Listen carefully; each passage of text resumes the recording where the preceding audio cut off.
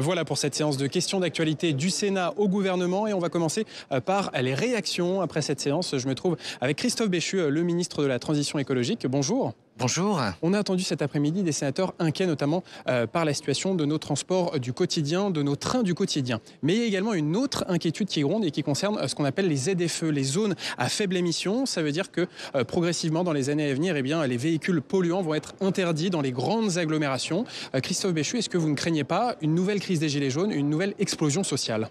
D'abord, il faut qu'on rappelle pourquoi on le fait. Il y a 47 000 morts en France à cause de la pollution atmosphérique, à cause du dioxyde d'azote, à cause des particules fines. Et ces concentrations, elles sont où? Elles sont dans les endroits qui sont les plus urbains.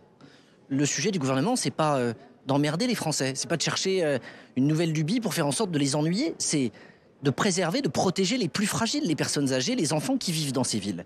Et on va pas installer, comme je le lis, des radars. Il y a des outils qu'on met à la disposition des maires qui ont la responsabilité de faire en sorte de respecter les seuils qui ont été fixés par l'OMS et par les institutions nationales. Et donc, on a lancé hier un groupe de travail avec tous les maires qui sont concernés pour qu'au contraire, on partage des questions, pour qu'on partage des inquiétudes. Dans les inquiétudes, il y a la question sociale, celle de l'accessibilité. Comment on fait pour que les plus pauvres, qui se retrouvent parfois avec les voitures les plus vieilles, précisément, ils ne soient pas exclus? Parce que le centre-ville, c'est l'hôpital, c'est parfois les services publics. Et donc, toute la réflexion, c'est comment, en termes de qualité de l'air, on protège les Français sans le faire au détriment des plus fragiles. Et c'est ce qui explique la concertation, le fait qu'il n'y aura pas de radar avant au moins 2 ans. Certains d'ailleurs disent que ça ne va pas assez vite. Donc il y aura des radars à l'entrée de ces villes? Non, il y aura la possibilité pour les maires qui le souhaitent d'acquérir des radars dont on va établir la typologie dans les années qui viennent. Et pour être très clair, un des sujets qu'on a évoqué hier, c'est: est-ce qu'il ne peut pas y avoir aussi des dérogations qui sont permanentes pour des petits rouleurs? Est-ce qu'on ne peut pas imaginer qu'il y a un certain nombre de fois dans l'année où on peut se rendre? Parce qu'en parallèle, il faut qu'il y ait des alternatives. Le sujet, c'est aussi d'avoir des véhicules qui soient moins polluants. Aujourd'hui, ces véhicules électriques ou hybrides, ils sont très chers. On a beau mettre en place des aides, on voit bien que c'est pas forcément évident compte tenu des restes à payer. Donc on fait en sorte de les améliorer. Il y a un prêt à taux zéro qui va entrer en vigueur dans quelques jours. Il y a une garantie de l'État. On va l'élargir à ceux qui gardent la voiture mais qui changent le moteur. On va faire en sorte de garantir aussi des aides pour ceux qui font des achats d'occasion. Mais plus le temps va passer, plus on aura des véhicules d'occasion peu polluants. Donc vous dites que dans 2-3 ans, le parc de véhicules électriques sera assez suffisant pour pouvoir mettre en place ces zones à faible émission? La qualité de l'air, la protection de la santé des Français, on ne transige pas avec. En parallèle, on ne le fait pas n'importe comment, on ne rétablit pas des péages à l'entrée des villes, on construit un dispositif national. Chaque ville aura ensuite à le mettre en place, à déterminer les amplitudes, les horaires, et en parallèle, on aide les Français qui sont concernés par les plus vieux véhicules à en acquérir de nouveaux, pas seulement des neufs, parce qu'en termes de transition écologique, il faut aussi éviter seulement de construire des véhicules neufs.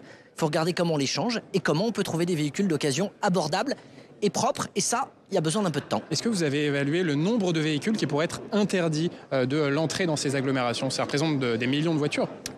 Chaque année, le parc se renouvelle. Les véhicules les plus polluants sortent, des véhicules plus respectueux de l'environnement entrent. L'année dernière, c'est 11% des véhicules qui étaient électriques ou hybrides. Les projections qu'on a, c'est que ce chiffre, il devrait peut-être quasiment doubler cette année, faire en sorte de se prolonger. Donc on voit cette tendance.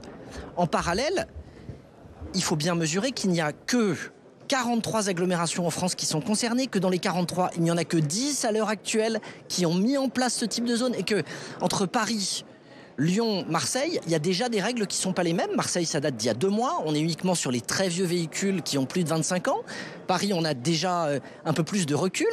Et donc, les degrés de restriction ne sont d'ores et déjà pas les mêmes. Il faut y aller de façon déterminée, parce que c'est un enjeu de santé publique, mais il faut y aller de manière progressive pour éviter des explosions sociales ou pour éviter des difficultés tout court. Et tenir les deux en même temps, ça nécessite de la nuance. Et la nuance, parfois en politique, c'est pas ce qu'il y a de plus simple à défendre. La nuance, c'est difficile en politique. Merci beaucoup, Christophe Béchu, Merci à vous d'avoir répondu à mes questions.